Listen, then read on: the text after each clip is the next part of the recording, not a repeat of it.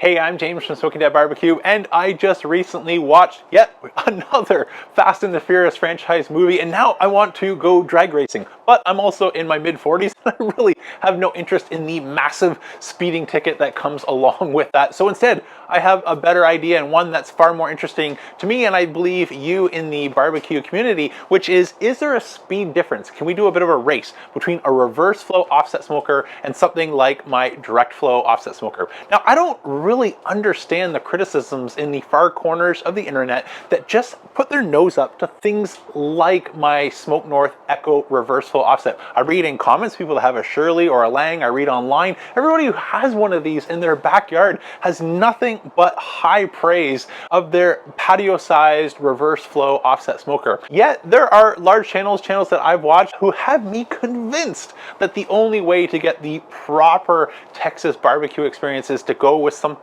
like a direct flow offset smoker. And while I absolutely love, I called my Huron Gen 2, which I've bought, this video is not sponsored, I've bought actually 3 Smoke North offsets trying to find my forever offset, and that's until they reached out and asked if I'd be willing to test a prototype reverse flow offset smoker. So that's where this Echo has come from. I am doing a battery of tests, including today, which is going to be designed to see if there's some truth to the criticisms around we can't develop the same bark. We're going to be missing out on the taste and the smoke flavors. That's definitely something, if we're gonna go through the work of running an offset fire, we don't want to sacrifice flavor. And one for me that is very practical in terms of real life implications is how fast it cooks. Chuds in one of his videos shared that he was knocking out ribs in something like 2 hours. That's not been my experience. I've done ribs, I've done brisket, and today we are doing some amazing looking beef ribs, but I want to see if there's a speed advantage. So far on all of my cooks, I'm averaging between 10 to 15% faster. Now that may not seem like a big deal on the surface, but on something like a brisket cook where we're often in the 11, 12 hours, it's a material difference. And if I want to cook a brisket same day for us to enjoy with friends or family for dinner, that's the difference between getting up and starting a fire at 3 a.m. or something far more manageable between 6 and 7 a.m. based off of the actual cook times I've observed so far on my reverse flow offset.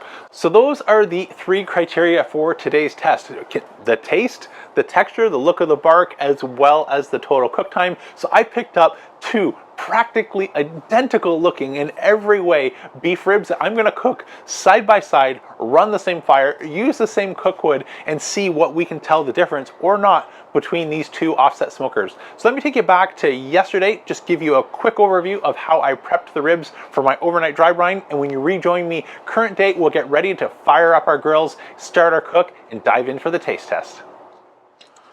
Would you look at these? Woo! I love the Costco Business Center. These look awesome. Let's get these out of the wrap and start to apply our rub. Pat them dry as well. Apply our dry rub. Recipes available for free on my website, smokingdadbarbecue.com. Save you some time. If you've already seen it, this is the one that I've made up based on our family's favorite things from my Texas barbecue rub battle with Goldies, Franklin's, as well as blacks, and into the refrigerator overnight for the dry brine. So while we are waiting for our 2 smokers to heat soak and get up to temperature, I say heat soak, I like to build a heat soak fire using some kiln dried grocery store wood just to build up some temperature and to help make sure that all of our thick steel is heat soaked. So when we transition to our cooking wood, we are nice and stable and we'll be able to maintain temperatures really nice and easy. I was curious if our 2 sets of beef ribs are a similar temperature and there might be a variable. So I've already zeroed out this pan here, so we should be right at 0. So let's get a weight on our 2 roasts. Come around so I can see. So we are about 6.15, rounding up, 6.15. Get that right? 6.15 pounds. First one. And second. Come around. Oh, that doesn't get any better than that. 6.15 pounds. Our 2 sets of ribs are near identical weight, if not the same weight, after the overnight dry brine. The dry brine rub is using my favorite things from my Texas three-way battle, including Franklin's, Goldies, as well as Blacks. If you're interested in making it, I share the rub recipe for free. It's posted on my website at smokingdadbarbecue.com. For keeping this video just a touch shorter, I've moved things like that recipe to the website. Plus, when you're there, there's a free ebook that I offer for time and temperature charts. So now that these are ready, let's grab a meter probe. Find a nice spot here in the middle. It's probe number 1, probe number 2. So these are ready. So once we're all set to transition to our cooking wood, which I've laid on top of our fireboxes to start getting some heat so that they combust nice and cleanly, I'll meet you over by our smokers and we'll start the cook at the exact same time. Okay, it's just after 8 o'clock in the morning. We're ready to move to our cooking wood fires on each smoker. So let's break down our coal bed here. I'll be using the Derby 5-log fire in each of our offsets, which starts with our 2 logs sort of facing front to back of the firebox, and then more tightly stacking this. This is good for a median temperature of about 270 degrees Fahrenheit on each grill. So I'll just place this log in place here, and the last one. And I can already see this will pick up very quickly, but we've got nice clean combustion happening under here and starting to flicker up. Let's go do the same thing on our Huron Gen 2, which is the direct flow. This is the Echo. Same idea, we'll break down our coal bed. You can see again, already nice clean combustion. Let's go get our food on. On our Echo reverse flow, I'm gonna go right in the center, and then on each grill, I've placed the probe towards the collector. So on the reverse flow, the collector is over here. On the Huron, the collector is over there, so we'll be flipped. So we get some of that hot air being drawn and across on its way towards the collector. On our Huron, do the same thing. And as I mentioned, I've placed the probe on the Huron towards the collector, which is on my left. So the game plan for today's cook, I'm gonna keep as simple as possible. There's so many great things that we can do with beef ribs. Everything from a mop sauce, where I've even used the flat top surface on my firebox to simmer along some amazing sauces. Today, all I'm using that for is to keep my coffee warm, at least early in the morning. It's an amazing coffee warmer, as well as preheating my wood splits when we move into our actual cooking fire.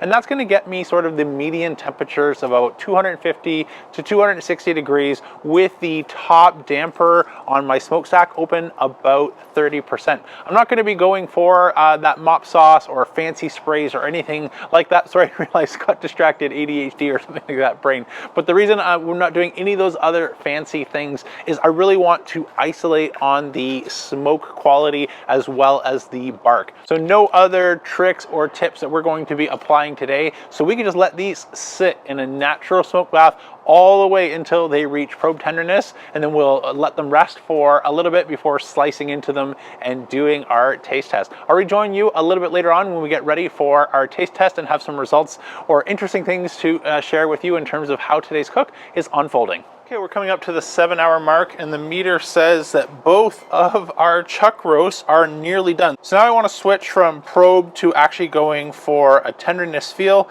And I didn't mention this earlier in the video, I opted to add a second probe so I can compare the ambient air temperature versus the grid temperature. My suspicion here is that the baffle plate is providing a little bit more energy from the bottom, whereas our direct flow Huron is providing maybe a little bit more energy up above. I don't know if you can see that, but this is probing just like butter. So they say peanut butter, this is more like room temperature butter or something that you'd put on popcorn. So let's check far side here.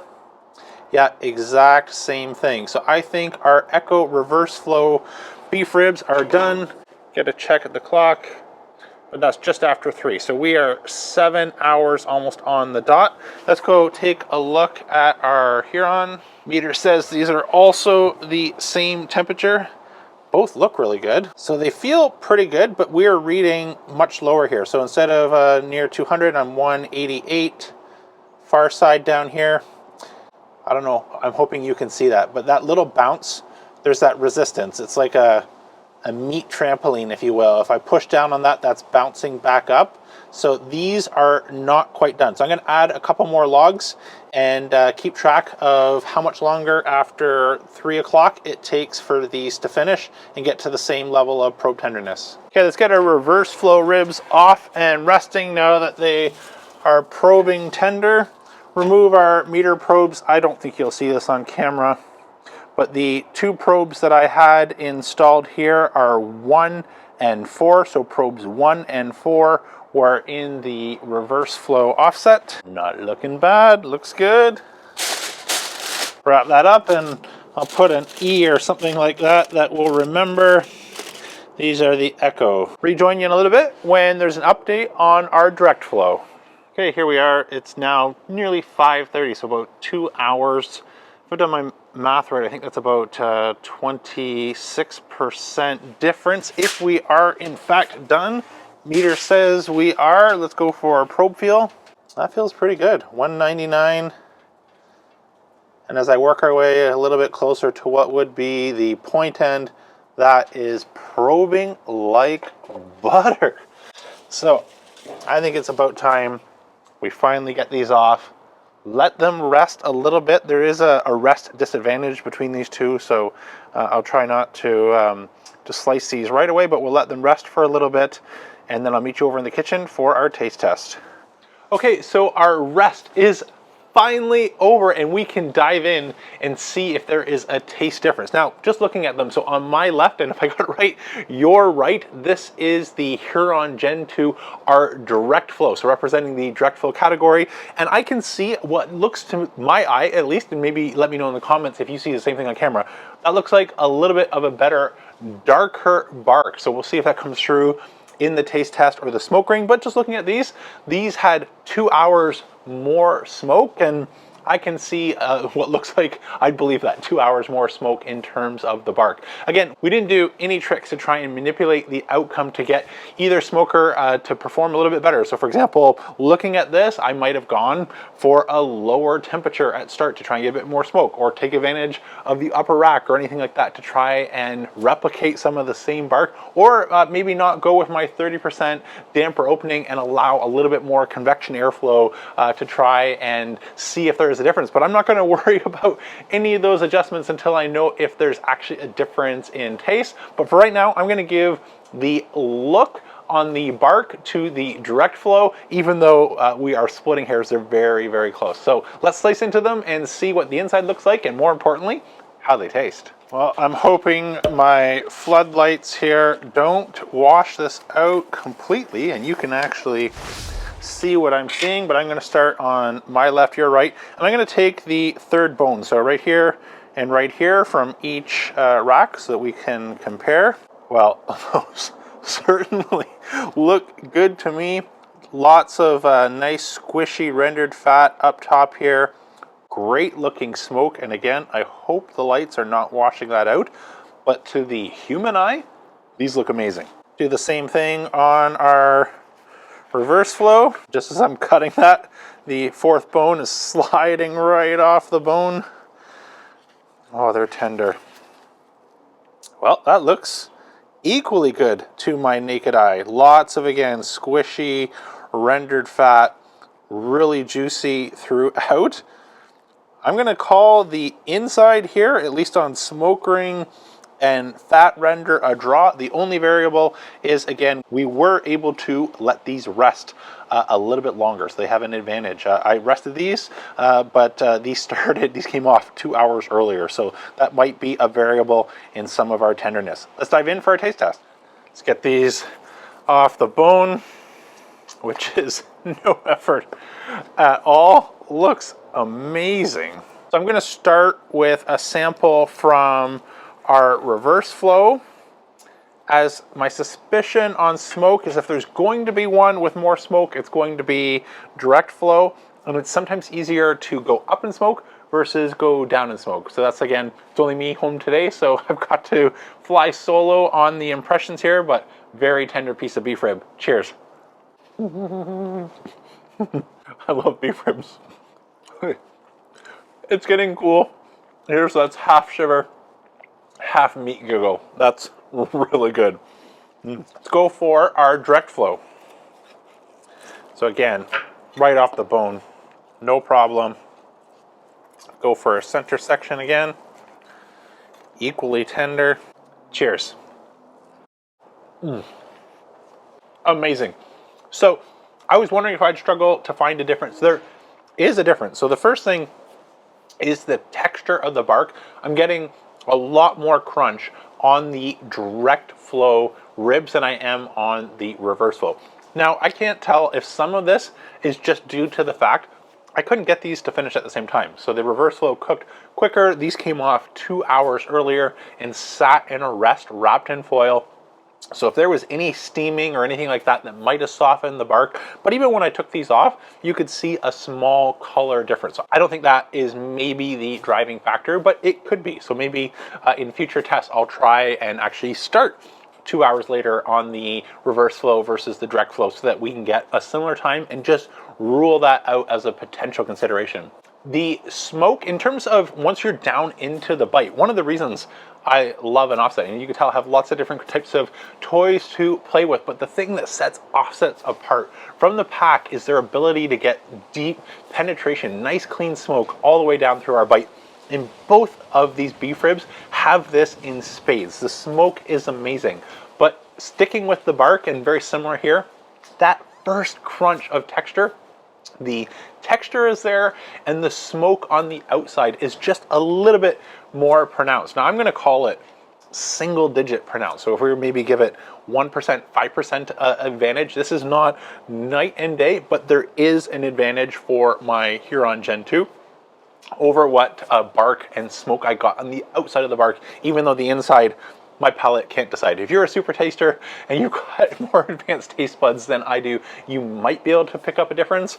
But as far as I can tell, the inside of these is absolutely identical. The only place I can pick up a difference, and it's a small difference, is on the outside of the bark, where I'm going to give the win here to the Huron Gen 2. And while that may be a win and perhaps a 5% more noticeable smoke flavor and bark texture maybe more like 10. That is a fair bit more obvious, as well as the look. So it sweeps in terms of the look, the bark texture, as well as the smoke on the bark, even though smoke inside, I'm not able to tell the difference. As we opened up with the time advantage, this is a very real and practical advantage. The reason it's pitch black now and we're relying on floodlights to be able to finish this video is that the direct flow ribs took 2 hours longer, and this is a very real and practical consideration. On longer cooks like a brisket, where I don't need to be up at 3 in the morning to pull off a same day brisket, I could see myself seriously considering a reverse flow offset versus a direct flow for that benefit alone. But for me to get in a spot where I can say I've surpassed what I'm able to do on my direct flow, there's clearly work to do here on our bark, as well as a little bit of the smoke on the outside of the bark, which again maybe is a function of time, even though down inside the tenderness is there, the cook time is there, and the smoke inside of our food is absolutely amazing. That's it for today though. I'm James from Smoking At Barbecue signing off. Remember, don't be afraid to fire it up.